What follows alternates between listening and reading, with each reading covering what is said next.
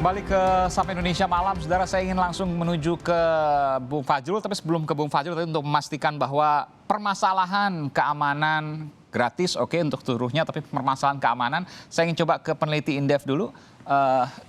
Apa yang kemudian bisa disampaikan terkait dengan penggratisan seluruh vaksin terhadap warga negara Indonesia? Adakah kemudian anggaran ini cukup?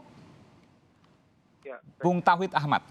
Ya, terima kasih Bung Aiman. Saya kira dengan anggaran yang kita miliki dan kalau kita memang sepakat bahwa kita memprioritaskan kesehatan ya dibandingkan prioritas-prioritas yang lain, saya kira itu bisa berubah. Meskipun kita sudah sama tahu Perpres 72 atau 20 sudah bukan termasuk keputusan ke APBN 2021. Saya kira itu bisa dilakukan perubahannya. Yang kedua dari sisi kebutuhan, hitungan saya dengan harga Sinovac misalnya dengan target 70% penduduk di 260 juta, kita butuh sekitar 364 juta vaksin. Artinya vaksinnya sendiri sekitar 70 triliun rupiah. Memang ada yang lebih mahal, misalnya Pfizer itu butuh 102,9 triliun rupiah. 102 triliun. 9 triliun rupiah itu untuk merek lain. Nah, di mana sumber kita bisa peroleh? Nah, biasanya kalau kita bedah APBN di 2020 itu ada potensi silpa tambah. Nah, kalau silpanya sendiri biasanya sudah dihitung pemerintah sebagai pengurang defisit di tahun 2021. Kalau misalnya katakanlah silpa kita sekitar 93% realisasi dari target pemerintah 95, itu sekitar 2%. Berarti kita ngambil dari APBN 2020 itu sekitar 450 triliun. Lalu melakukan realokasi di tahun 2021. Nah, mau nggak mau memang realokasi 2021 itu harus dilakukan. Karena tidak cukup kalau misalnya. Jadi Bung Tauhid maksudnya kalau dilihat dari hitungan normal, ini defisit nggak akan mungkin bisa nutup. Ya sisanya utang gitu. Ya tidak langsung ke situ. Tidak langsung begitu. Jadi mau nggak mau alokasi harus dilakukan di 2021. Kalau realokasi ternyata tidak cukup, mau nggak mau, nah, itu konsekuensi yang harus dipenuhi begitu di tahun 2021 dan kan jebol defisit besar minus 5%.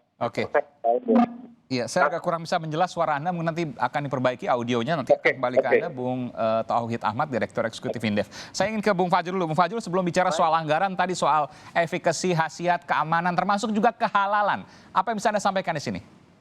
Presiden Joko Widodo sudah menyampaikan pada 18 November 2020 bahwa harus ada jaminan bahwa vaksin harus aman, karena keselamatan rakyat menurut beliau adalah prioritas tertinggi. Ini mengutip dari istilah yaitu salus populis. Jadi nggak mungkin kemudian nanti ketika BPOM sudah mengeluarkan sertifikasinya itu tidak aman, tidak mungkin. Pasti sudah lewat aman dan kemudian dikonsumsi nggak akan masalah. Begitu kurang lebih ya? Betul, demikian yang dikatakan oleh Presiden Jokowi, vaksin harus aman. Kemudian beliau juga menekankan dalam arahannya bahwa kaidah-kaidah ilmiah wajib diikuti.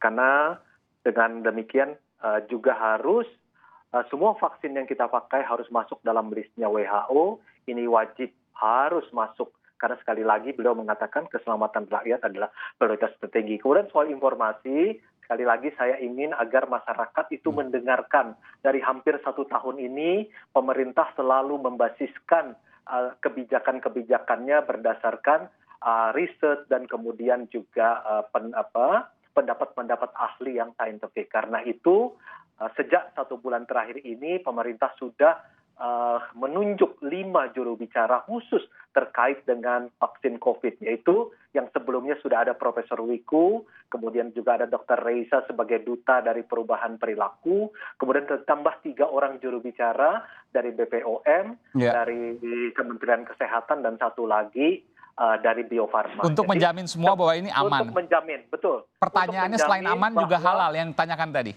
Betul, dan dari informasi yang sudah diberikan sebelumnya, dari pihak MUI juga sudah diajak ke satu wilayah bersama-sama dengan Bio Farma. Akan tetapi mengenai apa vaksin yang akan dipakai, itu merupakan prioritas yang nanti akan diumumkan oleh Presiden Joko Widodo, seperti juga kapan akan dilakukan. Iya, Jadi sekali baik. lagi kami menghimbau ini kepada masyarakat agar mendengarkan informasi yang benar. Jangan sampai jangan sampai ini pandemi COVID-19 menjadi infodemik. Karena infodemik ini Iya. ini 6 kali lebih cepat. Ini maksudnya yang mana yang tidak benar nih? daripada Informasi yang mana yang tidak benar menurut Anda? kita berharap semua informasi yang sampai kepada masyarakat hendaknya didengarkan dari para ahlinya dan jangan mengambil informasi-informasi yang sembarangan yang kemudian malah akan menumbuhkan ketakutan yang tidak perlu. Jadi yang harus didengarkan hanya ada 3 nih, yaitu expert, dan expert. Iya. Dan fakta, dan fakta. Tidak ada jalan lain. Iya. Sehingga kami menghimbau kepada masyarakat untuk mendasarkan diri kepada hal-hal yang saintifik dan ilmiah. Oke, Mbak Neti, Anda tidak mendengarkan dari expert atau Anda punya data lain yang tadi disampaikan? Saya curiga apa yang disampaikan Bung Fajrul ini menunjuk kepada Anda. Jangan-jangan itu Anda mendengarkan dari bukan expert sehingga kemudian menakut-nakuti masyarakat. Apa yang bisa Anda sampaikan, Mbak Neti? Ya, saya harus mengatakan bahwa saya ini wakil rakyat ya. Jadi artinya apapun yang kemudian dilakukan oleh mitra tentu saja harus kita miliki ya pengetahuannya secara utuh sehingga ketika kita katakanlah kita harus melakukan reses dapil ya bertemu dengan konstituen, kita bisa menyampaikan informasi yang justru akurat, valid, kredibel begitu. Nah, jadi kalau kemudian Bung Fajrul mengatakan jangan dengarkan yang bukan expert, ya kami justru mendengarkan dari mitra, dari Kementerian Kesehatan, ya, dari Badan POM, dari Satgas, dari KPPN, Alhamdulillah. Berarti sama. Dirut PT Bio Farma. Oke, jadi ahli juga ini ya? Ahli juga Bung Fajrul, jadi bukan sembarangan ini. Betul, berarti sumbernya sama ini. Jadi artinya sumbernya sama seperti yang dijalankan. Tapi hasilnya berbeda. Kalau Mbak Neti tadi ada keraguan, sementara Bung Fajrul yakin betul. Jadi yang mana Bung Fajrul? Ya itu tentu keyakinannya kan harus berdasarkan apa yang sudah disampaikan oleh para ahli. Itu saja. Kan kita masih menunggu ya, masih menunggu proses uji klinisnya. Dan kemudian tadi saya garis bawahi, kita harus patuh dan konsisten pada tahapan ilmiah. Ya, justru jangan ada faktor non ilmiah yang kemudian pemerintah melakukan keputusan tertentu kan begitu. Nah sehingga kalau kemudian kita bicara tentang apa yang disampaikan oleh Kementerian Kesehatan Republik Indonesia pada saat rapat terakhir tanggal 10 Desember, Kementerian Kesehatan juga secara terbuka mengatakan. Mohon maaf Mbak Neti, saya mencium ada kecurigaan dari Anda karena kita bicara soal ini logika saja. Yang lain kan sudah mulai vaksin, contoh misalnya Inggris, Amerika Serikat, lalu Indonesia kalau seandainya terlalu lama kan juga tidak elok juga. Artinya Anda mencurigai bahwa jangan-jangan ada hal yang memang dipercepat, dipotong prosesnya. Itukah yang Anda maksudkan? Oh enggak. Saya tidak berangkat dari kecurigaan. Saya berangkat dari keinginan untuk memastikan keselamatan rakyat Indonesia. Karena itulah yang kemudian disampaikan oleh konstitusi kita, ya. Nah, kenapa saya mengatakan hal ini berulang-ulang? Karena survei persepsi publik itu dilakukan oleh Kementerian Kesehatan dan ternyata yang setuju terhadap vaksin 66%. Tapi kan kita nggak bisa menegasikan yang 34% lainnya ya, yang belum setuju atau ragu-ragu. Nah, oleh karena itu disinilah tantangan yang harus dijawab oleh pemerintah, bagaimana membangun komunikasi publik A to Z yang baik begitu ya. Kenapa kemudian memilih vaksin A bukan vaksin B? Kenapa kemudian menggratiskan? Pertanyaan saya sederhana Mbak Neti, apakah kemudian upaya yang dilakukan oleh pemerintah termasuk juga Badan POM di sini punya keyakinan yang penuh akan keamanan masyarakat? Apakah Anda yakin itu?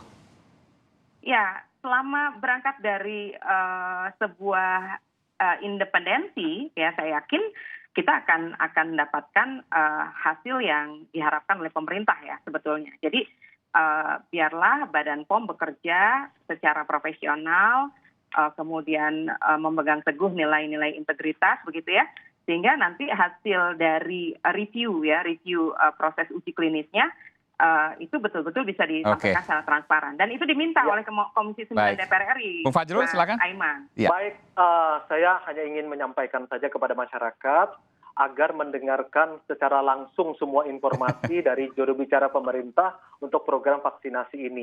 Yang pertama adalah Profesor Wiku Bakti Adisasmito, yang kedua adalah Dr. Reisa Broto Asmoro, yang ketiga Dr. Siti Kalau Nadia ahli yang lain juga boleh juga kan, tapi Kementerian tidak Kesehatan. berafiliasi dengan pemerintah, misal Bung Fajrul, kan nggak ada masalah juga dong. Tapi saya ingin menyampaikan dulu supaya ini adalah juru bicara pemerintah, karena ini artinya suaranya resmi dari Kementerian Kesehatan, yaitu Dr. Siti Nadia, kemudian Dr. Lucia Rizka Andalusia dari Badan POM, kemudian Pak Bambang Herianto dari Bio Farma. Insya Allah apabila yang mereka sampaikan itu sudah mendapatkan validasi, selain mereka sebagai ahli, mereka sudah mendapatkan validasi mengenai informasi yang harus disampaikan. Termasuk soal anggaran, nanti saya terakhir akan ke Mas Tauhid lagi, tapi soal anggaran juga, bahwa ini agak bingung juga dari Indef, bagaimana anggarannya bisa kemudian menutupi gratis seluruh rakyat Indonesia? Ya, Nah, Presiden tadi juga mengatakan kan bahwa memerintahkan Menteri Keuangan Ibu Sri Mulyani untuk memprioritaskan dan merealokasi dari anggaran lain terkait kesediaan dan vaksinasi secara gratis ini, sehingga Presiden mengatakan tidak ada alasan bagi masyarakat untuk tidak mendapatkan vaksin. Jadi prioritas ditetapkan dan realokasi juga dilakukan untuk mendapatkan agar ketersediaan mengenai vaksin. Mengenai jumlah mereka yang mendapatkan vaksinasi itu akan diumumkan tersendiri. Jadi saya tidak akan menjawab berapa jumlahnya.